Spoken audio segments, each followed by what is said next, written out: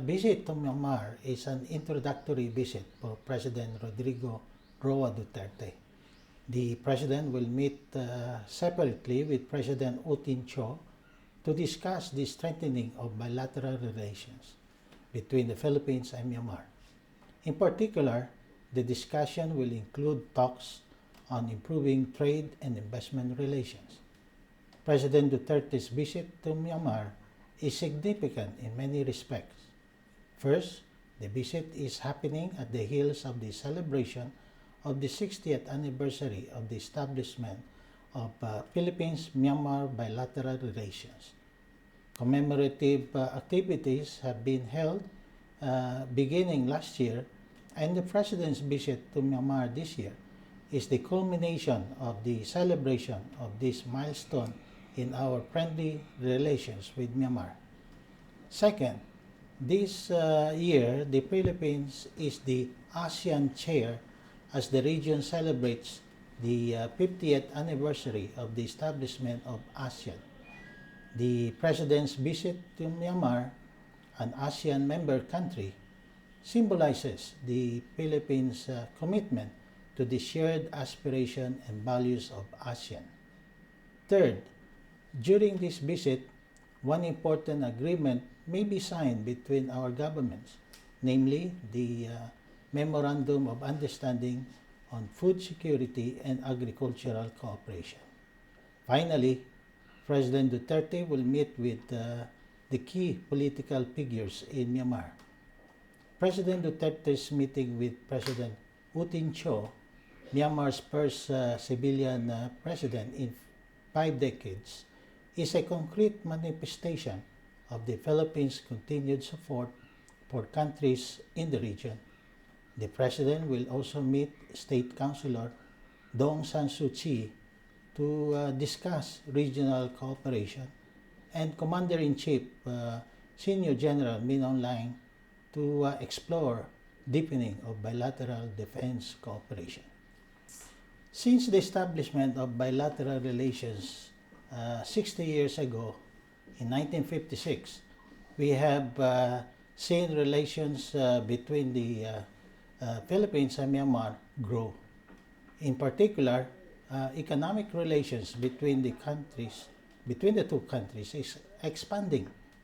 Based on the Philippine Statistic Authority trade statistics, the Philippines' top exports to Myanmar are medicaments for therapeutic or prophylactic uses, while the country's major imports from Myanmar are agricultural products. The embassy is hopeful that the recently concluded sister city agreement between Quezon City and the Yangon region, the first twining agreement signed between our two countries, and the Memorandum of Understanding between the Philippines Franchise Association and the Myanmar Retailers Association will facilitate stronger business relations between the Philippines and Myanmar. But relations between the Philippines and Myanmar are best characterized by the exchanges between our peoples. The Filipinos in Myanmar are professionals working as teachers, lawyers, engineers, and humanitarian workers. There is also an increasing number of Myanmar nationals studying in the Philippines. It is these exchanges between Filipinos and Myanmar nationals that strengthen our relations. The Philippine Embassy in Yangon is proud to have facilitated the conclusion of a visa-free agreement with Myanmar in 2013, which allows Filipinos to stay in Myanmar for up to 14 days without the need for a visa. This visa-free agreement is expected to lead to more people-to-people exchanges. The Philippine Embassy, in collaboration with the Filipino community, organized a number of commemorative activities since last year to celebrate the 60th anniversary of the establishment of bilateral relations with Myanmar. It is in celebration of our special bonds with Myanmar that we organize a forum on women, distributed Rizal books to libraries, showcase the Pangalay at the National Theater, organize a fashion show showcasing the designs of well-known Philippine and Myanmar designers, and initiated an education forum, among others. The highlight of our celebration last year was the signing of the executive program on cultural cooperation between the National Commission on Culture and Arts and the Ministry of Religious Affairs and Culture. The executive program provides direction to the 1998 Agreement on Cultural Cooperation by identifying specific cultural exchanges to be implemented within a set time frame of 3 years. It calls for cultural and arts exchanges, literature, and cooperation in the fields of archives and architecture and film and television. Masasabi kong lubos na nasasabik ang mga Pilipino na makita at makapiling ang ating mahal na Pangulo sa kanyang pagbisita sa Myanmar. Para po sa inyong kaalaman, noong halalan na naganap ng nakaraang taon, si Pangulong Duterte ang nanalo sa Myanmar. Mahigit 56% ang nakuhang boto ni Pangulong Duterte dito sa Myanmar mula sa 5 kumandidato para sa pagkapangulo.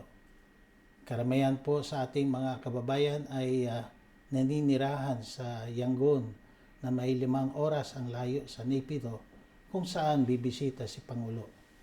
5 oras sa sasakyan patungong Naypyidaw at 5 oras muli pabalik ng Yangon. Ganun pa man, mahigit 250 ang nagpresenta at nagparehistro na pupunta sa Naypyidaw sa unang araw pa lang matapos namin i-anunsyo ang paparating na pagbisita ng Pangulo.